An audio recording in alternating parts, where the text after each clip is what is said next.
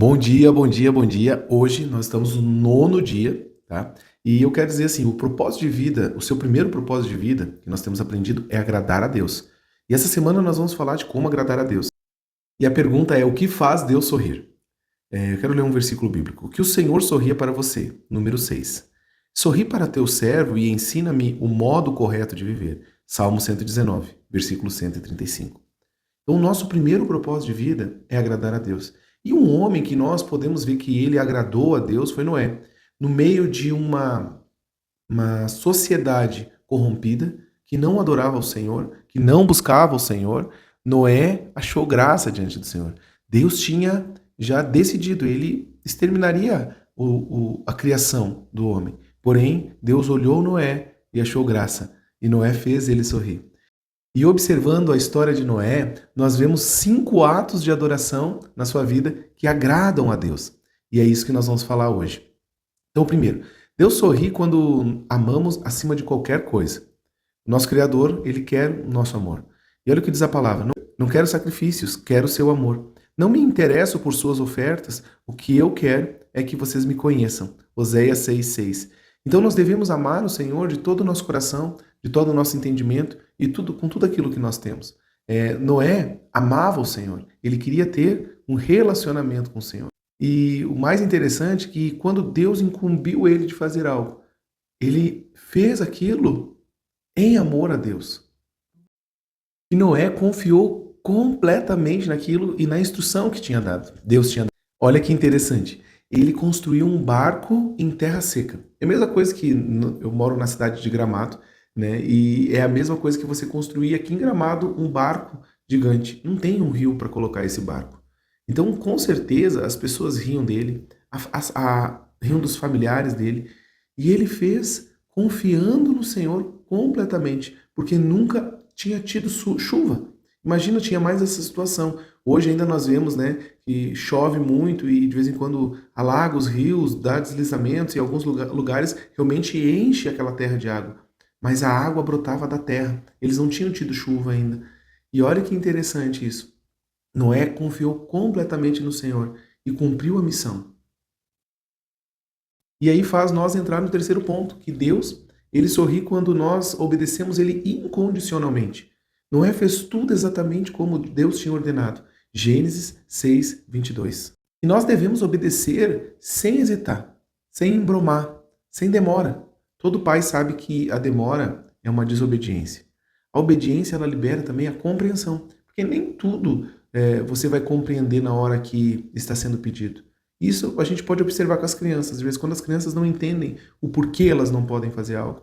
Mas a gente, como os adultos, nós sabemos. E da mesma forma o pai. Você não precisa orar todo momento se foi Deus que falou. Se Deus falou, faça. Não embrome. E olha só. Obedeçam a Ele de coração alegre. Ó, sorria. Salmo 100, versículo 2. E alguns casos que acontecem, que as pessoas obedecem, elas não obedecem totalmente, incondicionalmente, em tudo. Elas obedecem parcialmente. Por exemplo, vou à igreja, mas não vou dar o dízimo. Vou ler a Bíblia, mas não perdoarei as pessoas que me magoaram. Toda obediência parcial é o mesmo que desobedecer. Então, escolha pelo melhor. Escolha em agradar a Deus e fazê-lo sorrir. Obedeça incondicionalmente. Deus sorri quando louvamos e damos graças continuamente. E Deus sorri quando nós o louvamos continuamente. Na época de Noé, após o dilúvio, após ele ter passado por toda aquela prova e cumprido o propósito dele, que foi salvar toda a geração e os animais e tudo mais, terrestres, olha o que aconteceu. Ele foi lá e prestou um sacrifício. Ele foi lá e matou o cordeiro e sacrificou a Deus como uma forma de adoração. Porém, hoje o verdadeiro cordeiro é Jesus. E o nosso sacrifício ele é um sacrifício de louvor. Nós louvamos ao Senhor. O sacrifício é por quem Ele é e o que Ele tem feito. Em minha família, os meus avós, eles gostam muito de cozinhar. E quando nós vamos visitá-los, nós vamos lá para agradar a eles. E a comida, nós começamos a agradecer e dizemos que está muito boa. E isso deixa todos com muita alegria. Nós podemos, então, comer e agradecer. Não somente as pessoas, mas nós devemos envolver o Senhor a todos os momentos da nossa vida, em tudo aquilo que nós fizemos. Sabe que nós temos os nossos sentidos, e é exatamente isso. Quando nós temos o prazer Nós damos prazer ao Senhor, mas nós devemos fazer isso conscientemente. Cheirar e agradecer ao Senhor. Obrigado, Pai, por causa que realmente o Senhor criou todas as coisas. Sabe? Você reconhecer o Senhor sobre tudo e em tudo. Então Deus nos ama em qualquer coisa que nós façamos.